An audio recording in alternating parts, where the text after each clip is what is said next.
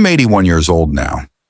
And the strange thing is, the moment that changed everything didn't feel important when it happened. There was no argument, no goodbye speech, no dramatic ending that tells you, this matters, remember this. It was just a normal moment, ordinary. So ordinary that I didn't even notice it was the last one. I spent most of my life believing I was doing things the right way, working hard, being responsible, making sure bills were paid and futures were secure. I told myself that sacrifice was love, that distance was temporary, that time would wait for me to catch up. I was always busy, but in a respectable way, the kind of busy people admire, the kind that looks productive from the outside. I built a life that looked successful on paper, and I convinced myself that meant it was meaningful. Calls became shorter, not because we didn't care, but because there was always something else waiting. A meeting, a deadline, a reason to say, I'll call later. Later became tomorrow, tomorrow became next week, and next week quietly turned into years. I didn't notice the change at first. Life doesn't collapse loudly. It doesn't warn you. It shrinks, slowly, politely, while you're distracted. There were fewer conversations, not fights, not conflict, just fewer moments where time slowed down. Fewer pauses, fewer reasons to stay a little longer than necessary. I told myself this was normal, that this is what adulthood looks like, that everyone gets busy, that love doesn't disappear, it just waits. But love doesn't wait. It fades when it isn't lived. I remember one evening clearly, not because it was special, but because it wasn't. A short call, a simple exchange. Nothing urgent, nothing emotional. I hung up thinking I'd call again soon. I didn't realize I had already missed my chance. Years later, sitting alone in a quiet house, I tried to remember the last time I laughed without checking the clock. Not a polite laugh, not a rushed smile, a real one. I couldn't remember. That didn't feel dramatic. It didn't feel sad. It felt empty.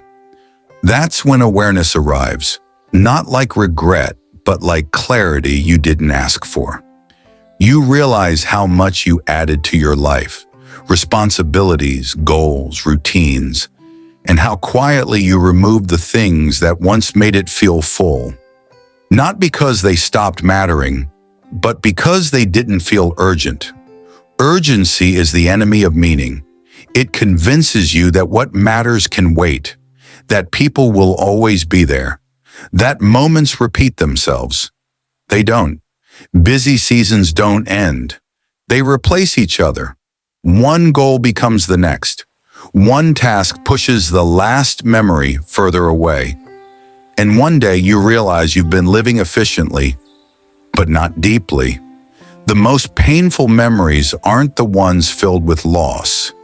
They're the gentle ones. The moments that could have been something if you had stayed a little longer, if you had listened instead of multitasking, if you had chosen presence over progress. There's a quiet grief that comes from understanding that some doors don't close loudly. They simply remain unopened until time passes them by. No one teaches you how permanent that is. And the hardest truth to accept is that no one is to blame. Not life, not others, not even yourself. You were doing what you were taught to do. Move forward, stay productive, keep going. You just weren't taught how to slow down without guilt. If you're listening to this and something feels familiar, that isn't coincidence. That's recognition. It's a part of you that still remembers what matters, even if you've been too busy to listen. That part doesn't need motivation. It doesn't need discipline. It doesn't need another plan. It needs permission.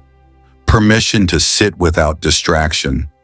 permission to reach out without a reason, permission to stay when there's nothing urgent pulling you away. You don't need perfect timing. You don't need the right words. You only need to show up while you still can. Because one day showing up will no longer be possible. Not because something went wrong, but because time quietly moved on. Life doesn't take things away dramatically. Sometimes it lets them fade while you're focused elsewhere. And one day, you notice the silence and wonder when it arrived. This isn't a warning meant to scare you. It's a reminder meant to steady you. You still have time. Not unlimited time, but enough. Enough to slow down today. Enough to listen fully. Enough to live a little less efficiently and a little more honestly. Because in the end, the real wealth isn't what you leave behind. It's who was there while you were still here.